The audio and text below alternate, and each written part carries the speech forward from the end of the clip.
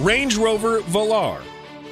The VELAR itself is supposed to fill the gap between two other popular models, the Range Rover Sport and the Range Rover Evoque. A job it's done quite well with its 376 horsepower V6 engine, complemented with massive interior to house that high-tech comfort.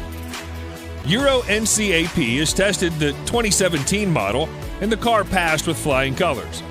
In fact, it earned an overall excellent performance in crash protection thanks to the comprehensive crash avoidance technology.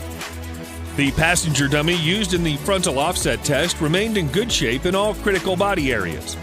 The passenger compartment also stayed stable upon impact. On the more severe side pole impact, the Range Rover VELAR even scored maximum points. Moreover, the emergency braking system was shown to be effective to help avoid collisions at almost all test speeds.